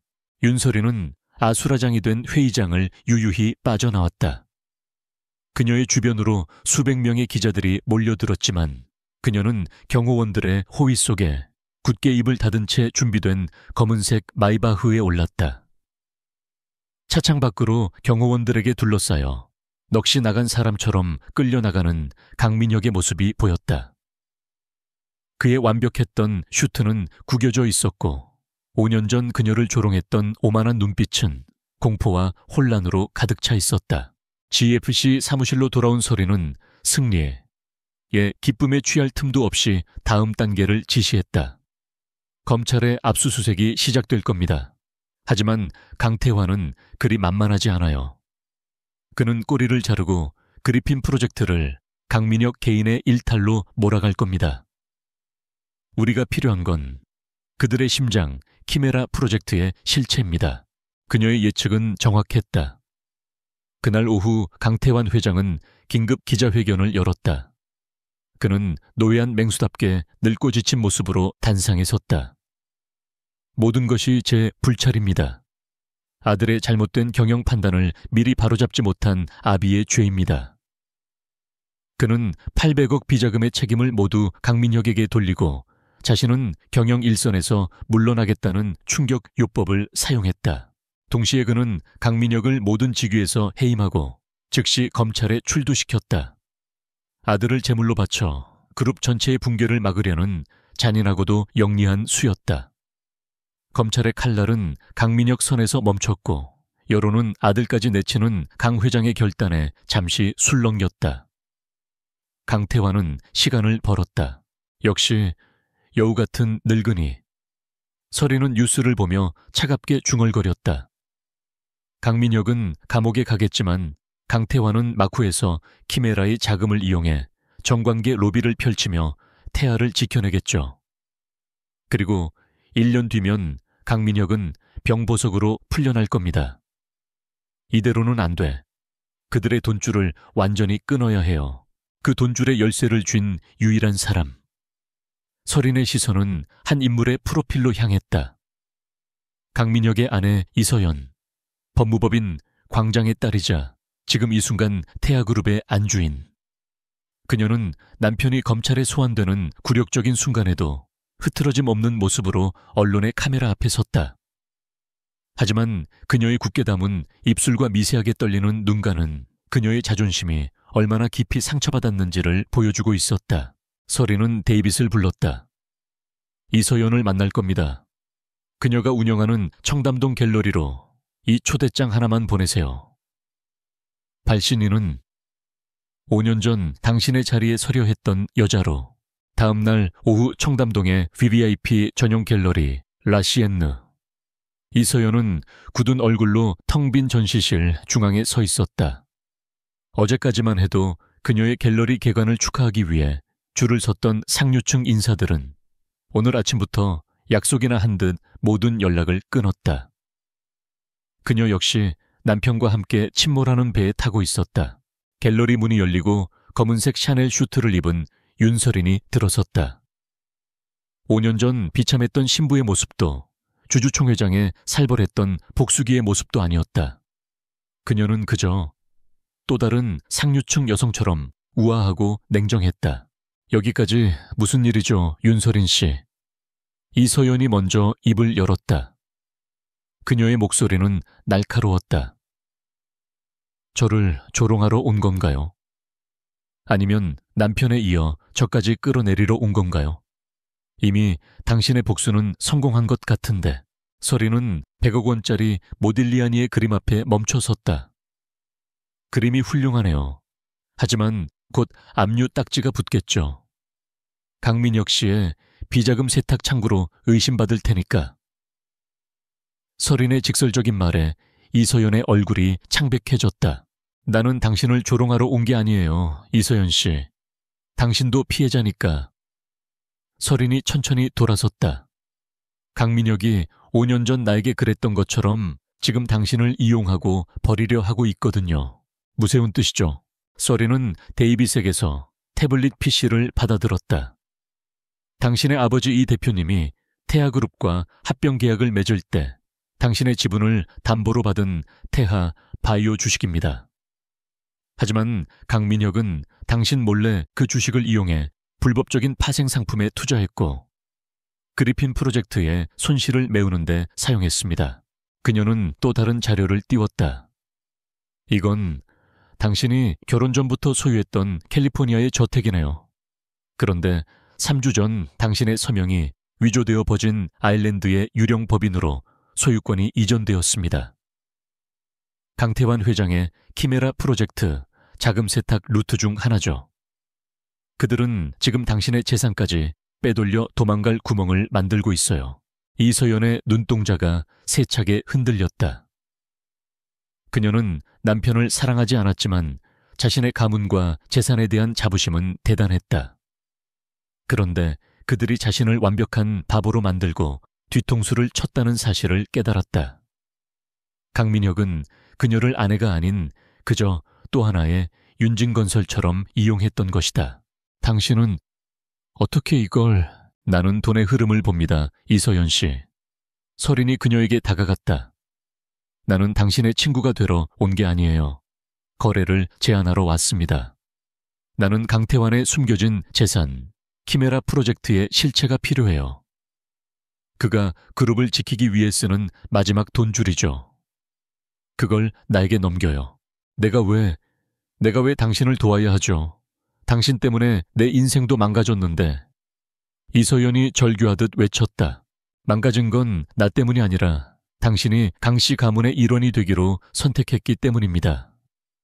서리는 얼음처럼 차가운 목소리로 말했다. 이대로 강민혁과 함께 침몰할 건가요? 아니면 당신의 재산을 되찾고 당신을 기만한 그 남자에게 복수할 건가요? 서리는 이서연의 책상 위에 작은 USB 하나를 올려놓았다. 이건 강민혁이 지난 1년간 만났던 여자들의 리스트와 그가 당신의 아버지 로펌을 어떻게 이용해 불법적인 법률 자문을 받아왔는지에 대한 증거입니다. 당신의 아버지는 곧 변호사 자격까지 박탈당할 수 있어요. 그것은 결정타였다. 이서연은 자신의 아버지까지 위험에 처했다는 사실에 무너져 내렸다. 그녀는 서린을 증오했지만 그녀가 내민 동아줄이 유일한 탈출구라는 것을 알았다. 서린은 피해자가 아니라 생존자를 원했다. 내가 뭘 하면 되죠? 이서연이 떨리는 목소리로 물었다. 강민혁은 구속되기 직전 당신에게 무언가를 맡겼을 겁니다. 자신이 감옥에 가 있는 동안 아버지를 견제하거나 혹은 자신을 지킬 마지막 비장의 카드겠죠. 아마도 키메라 프로젝트의 원본 장부일 겁니다. 이서연의 눈이 커졌다. 며칠 전 강민혁이 구속되기 직전 그녀에게 스위스 은행의 비밀 금고 열쇠를 맡기며 내 목숨이니 절대 아버지에게도 말하지 말라고 했던 기억이 떠올랐다. 이서연은 한참 동안 서린을 노려보았다. 두 여자의 눈빛이 허공에서 부딪혔다. 한 명은 복수를 위해, 한 명은 생존을 위해. 그들은 공통의 적을 가진 기묘한 동맹을 맺었다. 이서연은 천천히 자신의 서랍을 열어 작은 금고 열쇠를 꺼내 서린의 손에 쥐어주었다. 이걸로 당신의 아버지를 지키세요.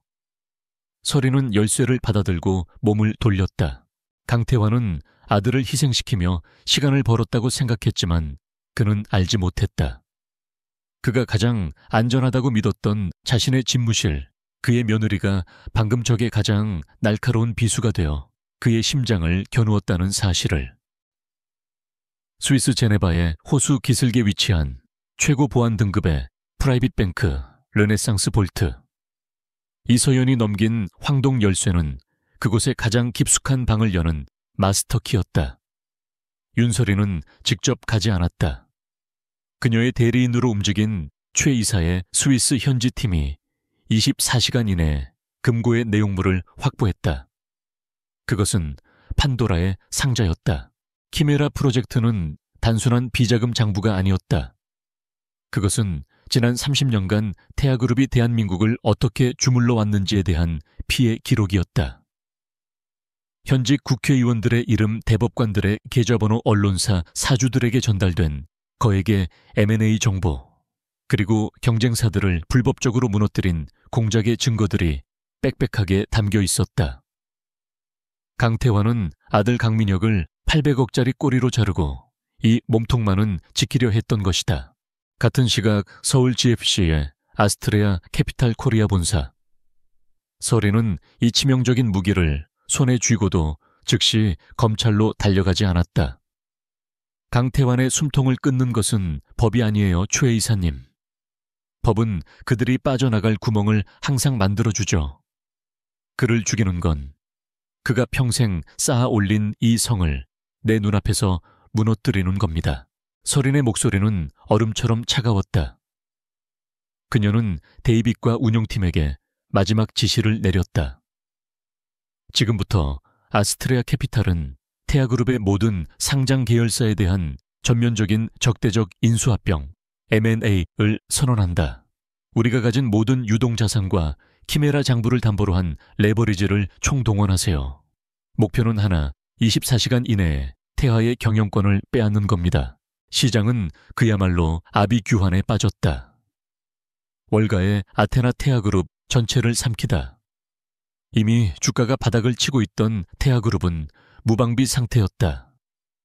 아스트레아 캐피탈은 조 단위의 막대한 자금을 쏟아부으며 공개 시장에서 태하의 주식을 블랙홀처럼 빨아들이기 시작했다. 주가는 폭등했지만 그것은 죽음을 앞둔 자의 마지막 발열과도 같았다. 강태환 회장은 자신의 집무실에서 이 광경을 목격하며 피를 토할 듯 분노했다. 그는 즉시 우호 지분을 가진 정관계 인사들에게 전화를 돌렸다. 이복의 김 의원, 지금 당장 금융위에 압력을 넣어서 아스트레아의 자금 흐름을 막아주게. 내가 이대로 무너지면 자네도 무사하지 못해. 하지만 그의 협박은 더 이상 통하지 않았다. 수화기 너머의 반응은 싸늘했다. 회장님, 미안하게 됐수다. 지금 나도 내 몸 하나 건사하기 힘들어. 강태환이 모르는 사이 키메라 프로젝트의 사본 일부가 이미 대한민국 권력의 핵심부에 조용히 전달되어 있었다. 그들은 태하라는 침몰하는 배에서 쥐처럼 달아나고 있었다. 이 배신자 놈들. 강태환은 마지막 발악을 했다. 그는 그룹에 남은 모든 현금을 끌어모아 주식을 방어하려 했지만 아스트레의 자금력은 태산을 무너뜨리는 해일과도 같았다. 그는 자신이 평생을 바쳐 이룩한 제국이 눈앞에서 조각조각 찢겨나가는 것을 지켜봐야 했다. 다음 날 오전 10시 태하그룹 본사 75층 대회의실. 강태환은 적대적 M&A에 대한 경영권 방어를 위해 긴급 이사회를 소집했다. 그의 충직한 이사들이 하나둘 무거운 표정으로 회의실에 들어섰다. 하지만 그들의 충성심은 이미 공포로 변해 있었다. 키메라 장부에 그들의 이름 역시 올라가 있었기 때문이다. 여러분, 지금은 하그룹의 존망이 걸린. 강태환이 테이블을 내리치며 이사들을 독려하려던 바로 그 순간이었다. 쾅, 회의실의 육중한 문이 거칠게 열렸다. 들어온 것은 그의 비서실장이 아니었다. 서울중앙지검 특수부 검사들과 수십 명의 수사관들이었다. 강태환 씨. 차갑고 엄정한 목소리가 회의실을 갈랐다. 특정 경제범죄, 가중처벌 등에 관한 법률 위반 수조 원대 분식, 회계, 뇌물 공여 및 조세 포탈 혐의로 당신을 긴급 체포합니다. 검사가 체포영장을 그의 눈앞에 펼쳐 보였다. 강태환의 눈이 믿을 수 없다는 듯 흔들렸다. 이게 무슨 짓인가 자네들. 내가 누군지 알아 이건 음모야. 윤설인, 그 계집애가. 모든 증거는 확보되었습니다 회장님. 검사의 말이 이어졌다. 당신이 스위스 은행에 숨겨두었던 키메라 프로젝트의 원본 장부를 저희가 확보했습니다. 그 순간 강태환의 모든 것이 무너져 내렸다. 이서연, 며느리의 얼굴이 떠올랐다. 그가 유일하게 믿었던 자신의 핏줄, 자신의 며느리가 자신에게 칼을 꽂은 것이었다. 그는 허탈하게 웃으며 의자에 주저앉았다. 완벽한 패배였다. 수사관들이 다가와 그의 양팔을 붙잡고 차가운 수갑을 채웠다.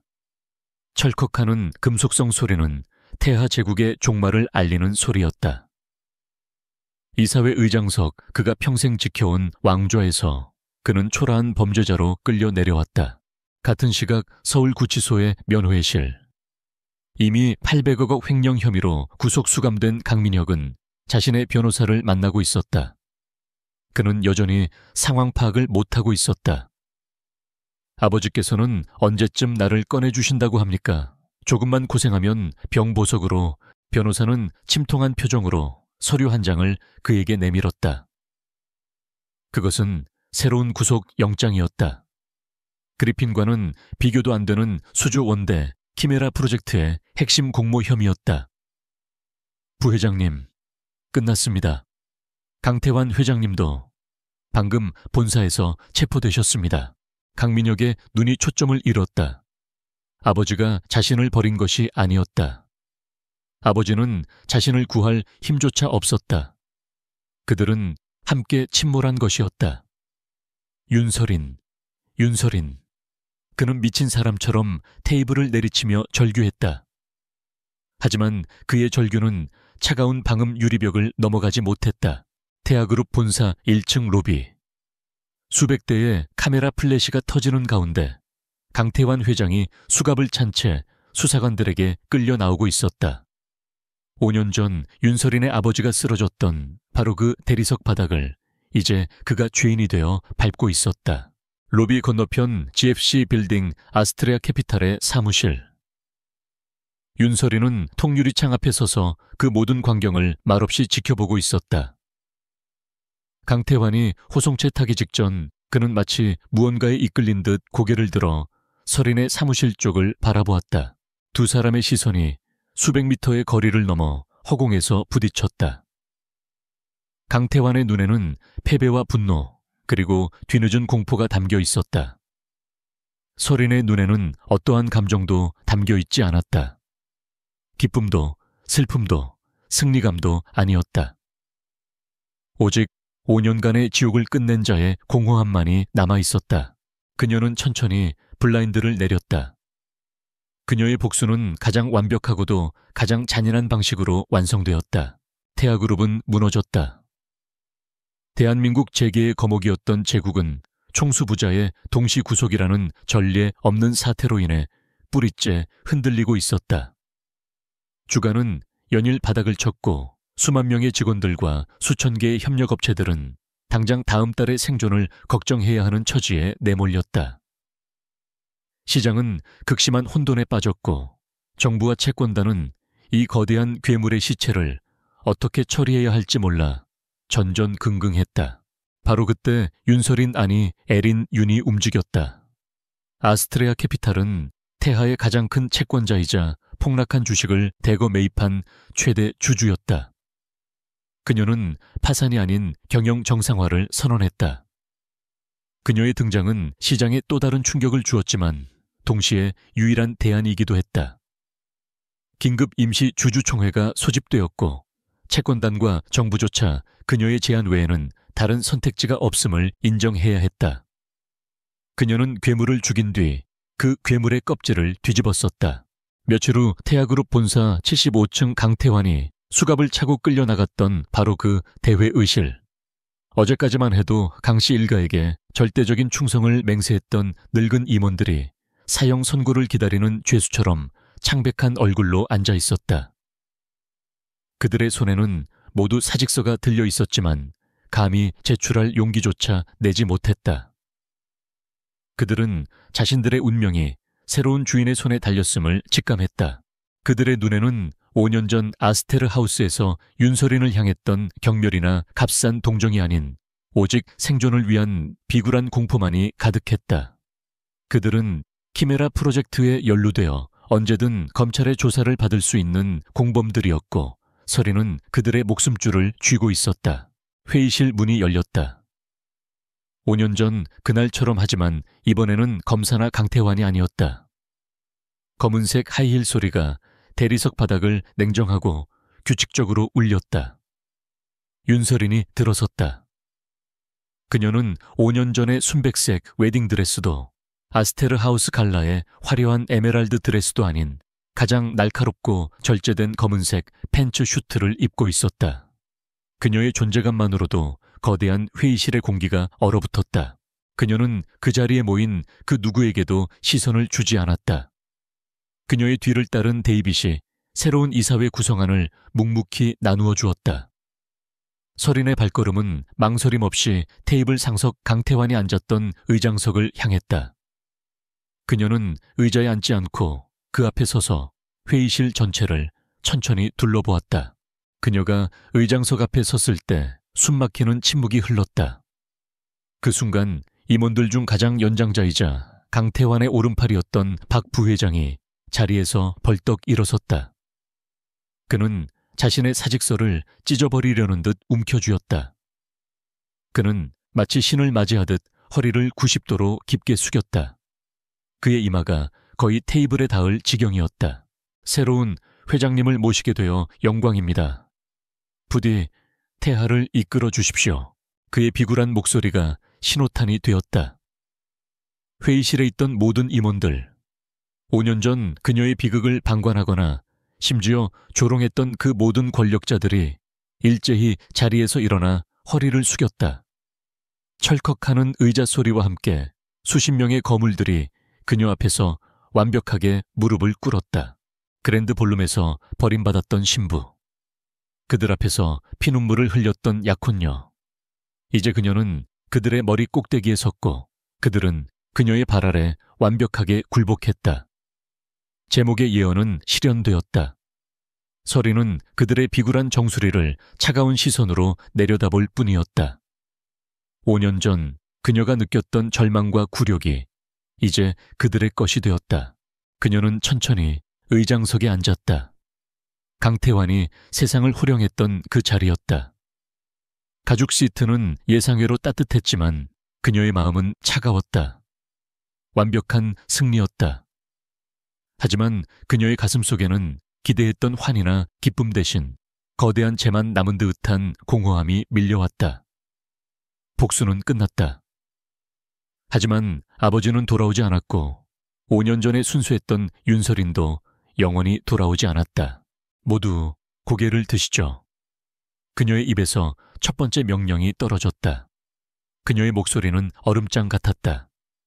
지금부터 당신들이 30년간 쌓아 올린 이 쓰레기 더미를 청소할 시간입니다. 사직서는 받지 않겠습니다. 대신 당신들이 저지른 죄를 당신들 손으로 직접 치우게 만들 겁니다. 임원들은 감히 고개를 들지 못했다. 그들은 해고보다 더 끔찍한 형벌이 기다리고 있음을 깨달았다. 그녀는 그들을 자르지 않고 자신의 발밑에 둔 채 가장 더럽고 힘든 일을 맡겨 그들의 자존심을 매일같이 짓밟을 생각이었다. 일주일 후 서울구치소의 특별 면회실. 서린은 두꺼운 방탄유리 하나를 사이에 두고 한 남자와 마주 앉았다. 한때 대한민국에서 가장 빛났던 황태자 강민혁. 그는 아버지의 죄까지 모두 뒤집어쓰고 최소 30년형을 선고받을 위기에 처해 있었다. 그는 더 이상 오만한 부회장이 아니었다. 그는 죄수복을 입은 채 며칠간 잠도 자지 못한 사람처럼 초췌하고 망가져 있었다. 그는 서린의 모습을 확인하자마자 마치 구원자를 만난 사람처럼 유리벽으로 달려들었다. 서린, 아니, 윤서린, 아니, 회장님. 그의 목소리는 갈라져 있었고 눈물과 콧물로 범벅이 되어 있었다. 그는 유리벽에 이마를 기댔다. 내가 다 잘못했어. 정말 미안해. 5년 전 그날 나는 정말 어쩔 수 없었어.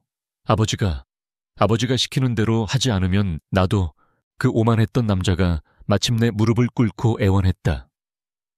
그는 면회실 바닥에 주저앉아 유리벽 너머의 서린을 향해 손을 뻗으며 울부짖었다.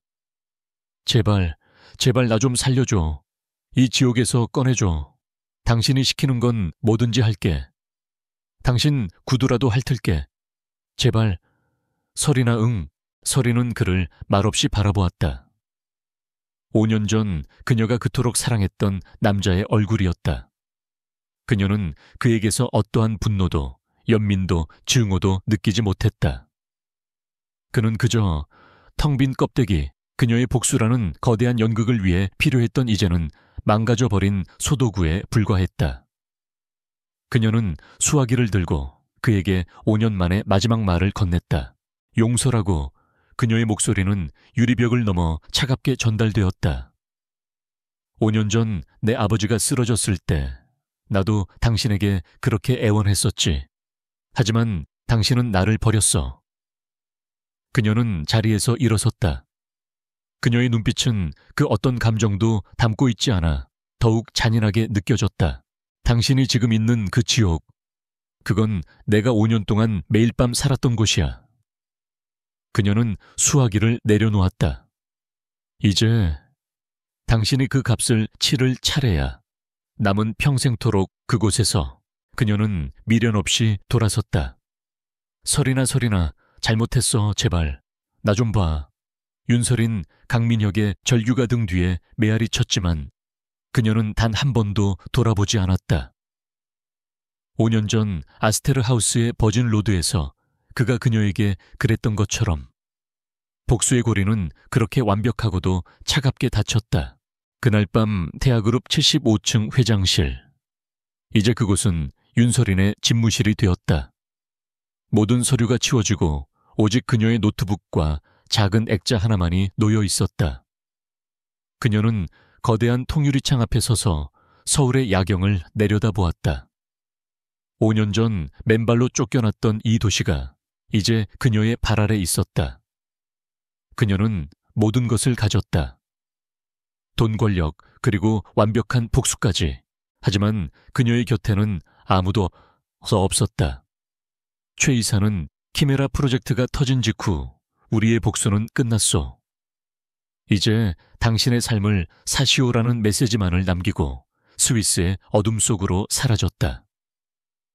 그녀는 복수의 여신이 되었지만 동시에 잿더미가 된 왕좌에 홀로 앉은 고독한 통치자가 되었다.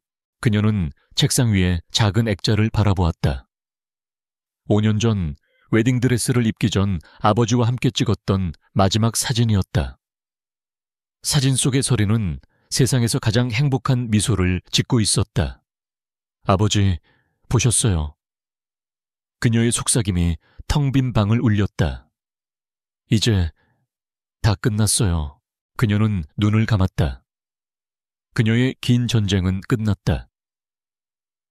끝났다. 하지만 그녀는 알고 있었다. 복수라는 이름의 전쟁은 끝났지만 이제부터는 이 거대한 제국을 이끌어가야 할 어쩌면 더 외롭고 더 차가운 전쟁이 시작되었음을. 그녀는 천천히 눈을 떴고 그녀의 눈은 서울의 그 어떤 불빛보다 더 차갑고 더 공허하게 빛나고 있었다.